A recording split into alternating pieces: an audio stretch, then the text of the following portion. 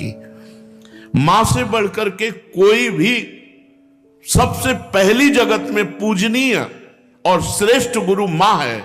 इसलिए उन दुर्बुद्धि, उन दुराचारी, उन नरकगामी पुरुषों की क्या बात करें जो अपने मां के ऊपर हाथ उठा देते हैं, जो अपने मां को कटुवचन कहते हैं। मां जैसा 9 महीने गर्भ में रखा, इसके बाद हमारा कितने वर्षों तक मलमूत्र फेंकती रही, अपने रक्त को दूध बनाकर हमें पिलाकर पोषण करती रही, उस मां का अब जब सेवा करने का अवसर आता है, अनाथ आश्रम भेजा। माना तो 10 लाख रुपया, 100 लाख रुपया जमा कर देगा अनाथ आश्रम में, उनकी खूब सेवा होगी। लेकिन प्यार, अपना पुत्र अगर 2 रोटी लेकर के आए, मुस्कुरा करके मां कैसी हो, इससे बढ़ करके रुपया पैसा और सुविधा नहीं होती। प्यार कौन देगा?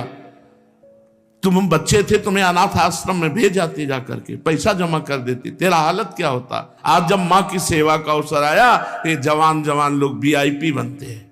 ये धर्म है, धर्म निश्चित अपना प्रभाव दिखा कर रहता है। तो अधर्म करोगे तो दंड मिले। सबसे पहली बात समझ लो, मां, जिसके मां हो और कोई देवी देवता पूजने की जरूरत नहीं, पूजो तो तुम्हारे भाग्य की बात है, लेकिन सबसे बड़ी देवी मां है, सबसे बड़ी पूजा मां है। अगर अपनी मां की सेवा कर ली तो भगवान को प्रसन्न कर लिया। मान जाओ हमारी बात, जहां तक हमारी आवाज पहुंचती हो, अगर तुम्हारी मां हो तो चूकना मत।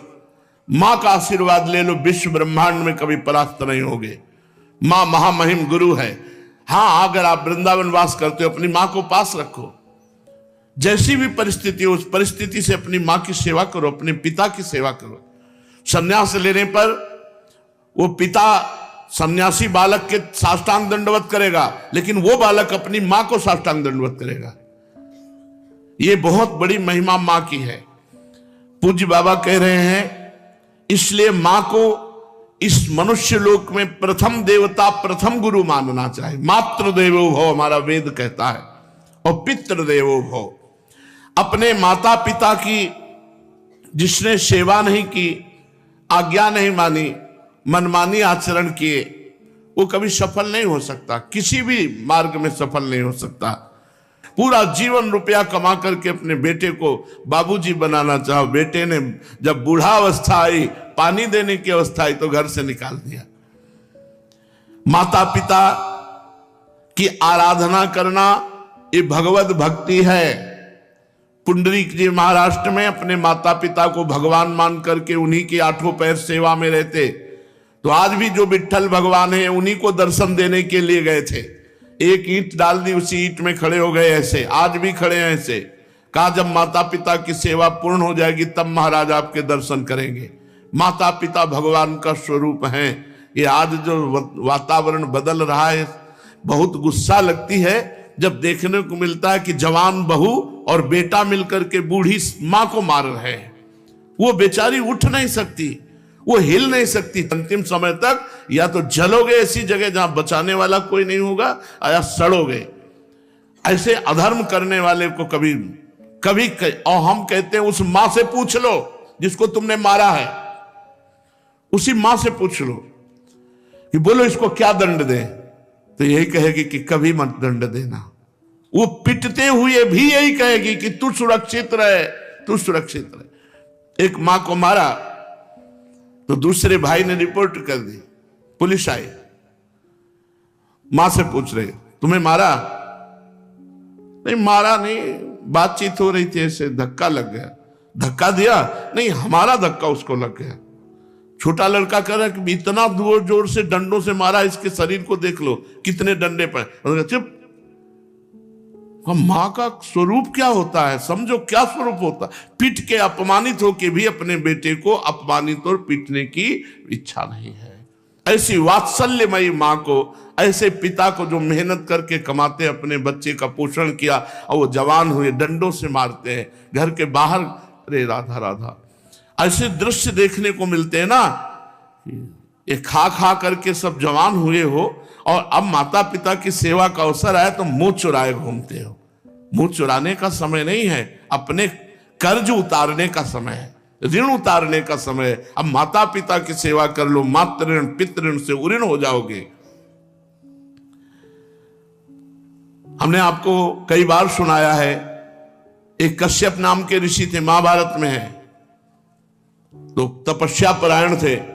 तो जिस वृक्ष के नीचे तपस्या कर रहे थे ऊपर बगुली बैठी हुई थी, बगुला जो टांग उठाकर ध्यानस्थ रहता है मछली के लिए, तो बीट ऊपर गिरा करके तो क्रोध भरी दृष्टि से देखा, तत्काल आग लग गई, बगुली भस्म होकर नीचे गिर गई। तप का प्रभाव होता है। अब उनको बड़ा गर्व हुआ कि नहीं, काफी हम सिद्ध हो चुके हैं, बगुली भस्म हो गई। उठे भिक्षा के लिए गए तो एक दरवाजे में जाके भिक्षाम दे ही, तो एक बहू निकली। उसने कहा भगवान कुछ क्षण रुकिए, अभी बना करके लाई। बड़े मृदु वचन से उनका सम्मान करते हुए अंदर गई तो दूसरे दरवाजे से उसका पति आ गया। जब भी पति आए पति की आराधना, उनको जल पिलाया, आसन पे बैठाला, फिर इतने में कुछ समय लगा और कहा भगवान आपके घर के दरवाजे अतिथि देव विराजमान है, आज्ञा हो तो भोजन। अरे उनका पहले अतिथि देवो भव, अतिथि की सेवा करो। अब वो गए, इतना विलंब क्यों किया? उनका हमारे पति देव आ गए, तू मुझे समझते नहीं है, इतना विलंब क्यों किया? बोले महाराज जानती हूं उस वृक्ष की बगुली नहीं हूं कि तुम्हारी आंख टेढ़ी करने से भस्म हो जाऊंगी। और उनके होश उड़ गए कि ये बात तो केवल हम जानते, दूसरा कोई जानता ही। तो उनका तुम कैसे जाने? बोले मैं अपने पति सेवा के प्रताप से पतिव्रता हूं, मुझे तीनों कालों का ज्ञान है, तुम्हें बिल्कुल ज्ञान नहीं, अभी तुम अज्ञानी हो, अपने को ऋषि भले समझते हो। कश्यप ऋषि नाम था उनका। जाओ, तुम्हें अगर ज्ञान प्राप्त करना है तो जाओ, वहां एक कसाई रहते हैं, वो तुम्हें ज्ञान प्रदान करेंगे। अब कोई संशय नहीं था क्योंकि अलौकिक बात उनको पता है, पातिव्रत धर्म से।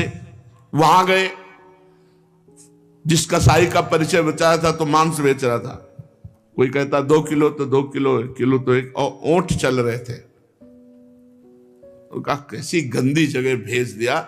चलने लगे तो कहा कश्यप ऋषि। पहला आश्चर्य हुआ कि ये तो नाम बता रहा है हमारा, हमने तो अभी कुछ बात भी नहीं की, वो अमुक गांव की पतिव्रता ने भेजा है। अब और आश्चर्य हुआ। कहा हाँ। बोले बस खड़े रहो, मैं अपना व्यापार कर लूं, बस अभी आपके साथ चलता हूं। खड़े रहे, थोड़ी देर में वो बेच के दुकान बंद करके कहा तो उनका पहले ये बताओ इतना निंदनीय कार्य करते हो तुम? तो उनका मेरा जन्म हुआ है इसी कुल में, मैं हिंसा नहीं करता, मैं मांस लाता हूं और बेचता हूं और अपने परिवार का पोषण करता हूं क्योंकि मैं ऐसे कुल में जन्मा हूं। तो उनका तुमको ये कैसे पता चल गया मेरा कश्यप नाम है? बोले आपका नहीं, आपके बाप का, आपके पुरखों तक का हमको पता है। और ये कैसे पता चला कि वो बहू ने आपको कहा है ऐसा? बोले मुझे तीनों काल का ज्ञान है, भूत भविष्य वर्तमान। बोले इतना निंदनीय कार्य करते हो और तीनों काल का? बोले हर समय नाम जप करता रहता हूं और अपने कुल के अनुसार व्यापार करता हूं, और मेरी प्रधान पूजा, चलो घर देखो।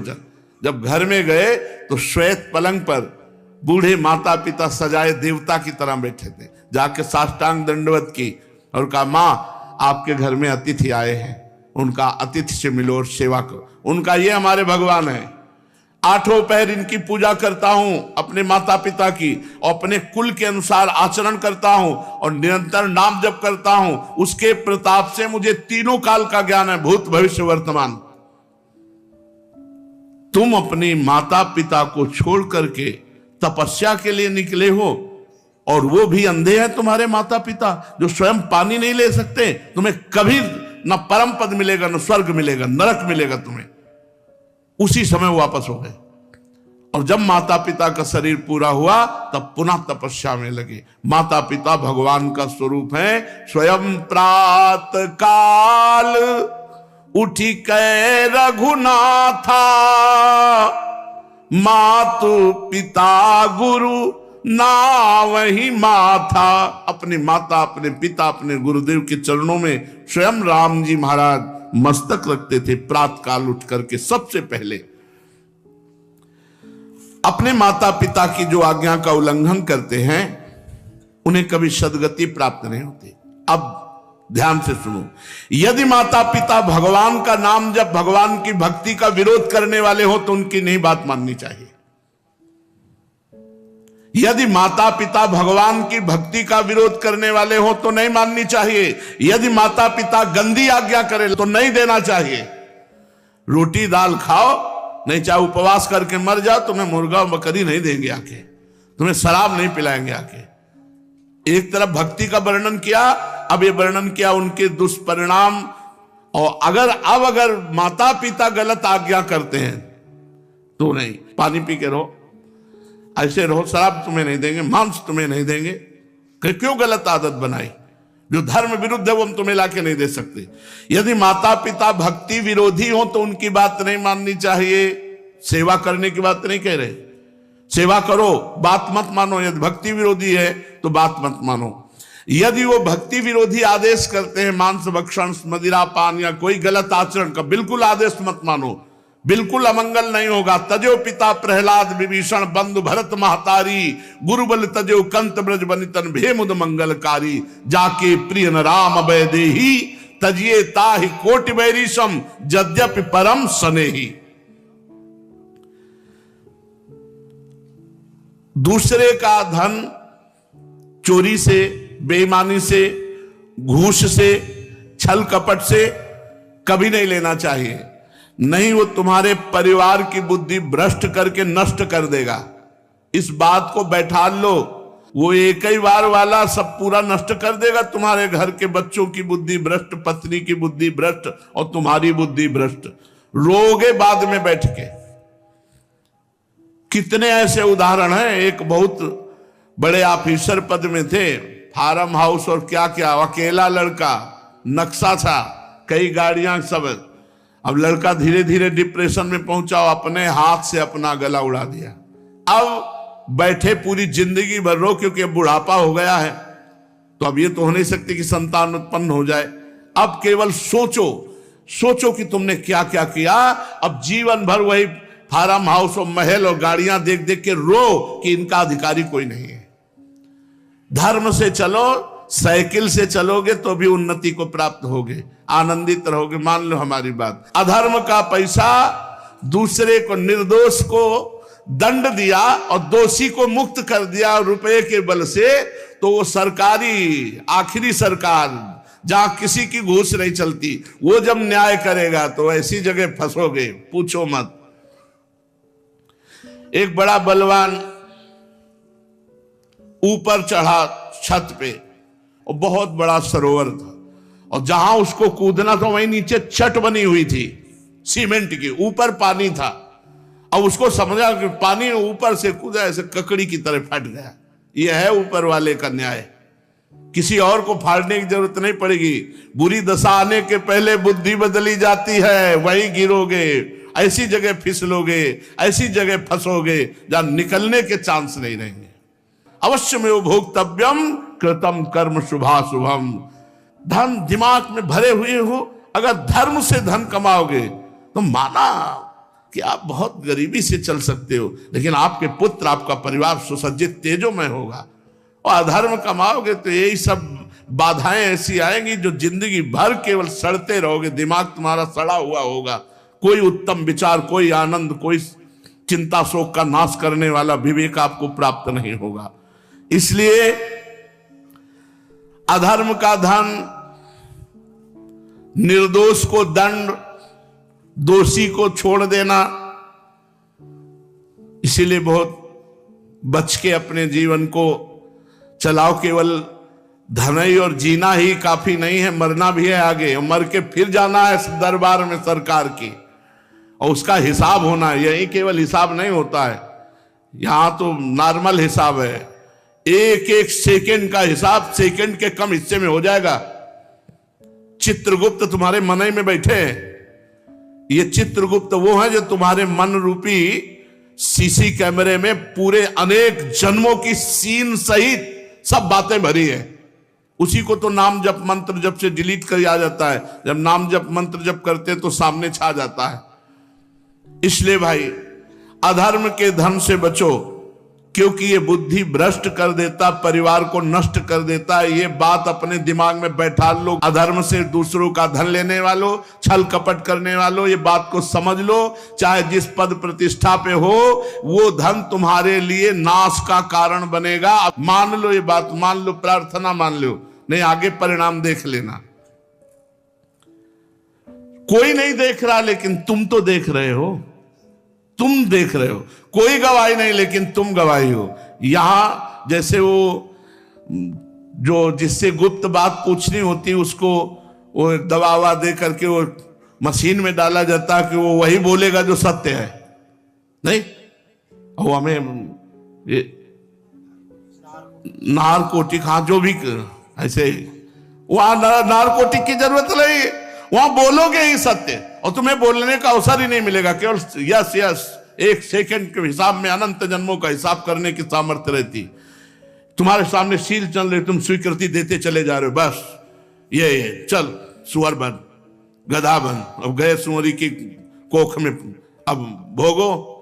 अवश्य में भोक्तव्यम कृतम कर्म शुभाशुभम। भाई सावधान, ये कर्म भूमि है, जो कर्म करोगे तुम्हें भोगना। और हम खुल के इसलिए कहते हैं कि तुम्हारे दिमाग में पहुंच जाए, तुम्हारे दिमाग में समझ में आ जाए। और ये मत सोचना कि दान दे देंगे तो हम पवित्र हो जाएंगे, डबल पाप लगेगा। अगर भजन करने वालों को अधर्म का धन दान किया तो उनकी बुद्धि भ्रष्ट हुई, उनका भजन मारा गया और नरक जाओगे। अधर्म से कभी भी धर्म की पूर्ति हो ही नहीं सकती। फिर बिल्कुल पक्की बात समझ लेना, ये मत सोचना कि बेईमानी करके हराम के जितने मनावे कमाओ, उसके बाद थोड़े बाबा जी को दे दिए तो हम चक्का आनंद लेंगे।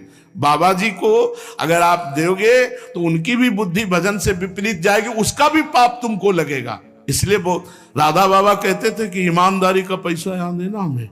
जैसे कभी किसी को कोई भागवत सुना को तो बोले हम तुम्हें दक्षिणा देना चाहते, तो एक घास काटने वाला है, बोले बाबा पक्की ईमानदारी का, हम रोज घास काटते हैं, उसी का मिलता है, लो बाबा बोले लाओ। एक संत को देखा जो पैर का रिक्शा जब चलते थे तो उसी ऐसे खड़े हो जाते, ला रे, बोले बाबा हम गरीब आदमी, बोले ला, तो 50 पैसा दे देता या 1 रुपया, वही बस ले, कि वो पसीना चुआ रहा है, मेहनत कर रहा है, वो 50 पैसा 1 रुपया दे। आजकल प्रायः लोग शॉर्टकट से धनी बनना चाहते हैं। कितनी जन आत्महत्या कर रहे हैं।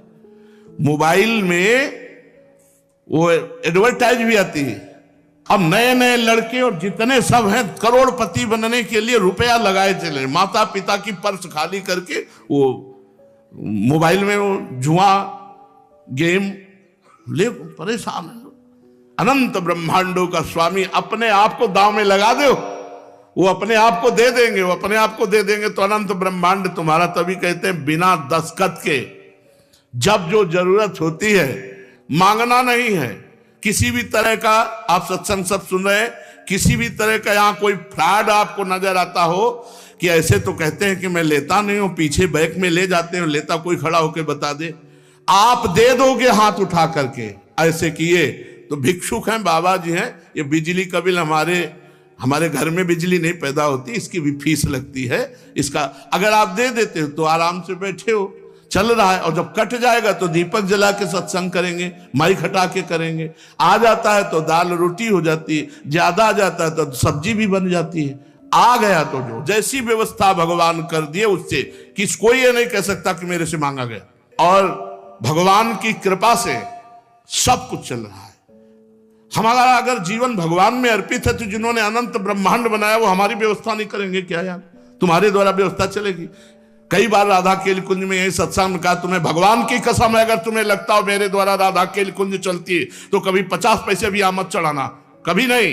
ये भगवान से चलता है, देखो कैसे चलता है। ऐसे चलेगा बिना पेट्रोल के, बिना ड्राइवर के। पुष्पक विमान में लगता था क्या ड्राइवर? पेट्रोल लगता था। अरे राधा केली कुंज भी चल रही है, उन्हीं से चल रही, उन्हीं से चल। कैसे चल रही? दिमागों में चल रही, हृदय में चल रही, सबका भरण पोषण हो रहा है।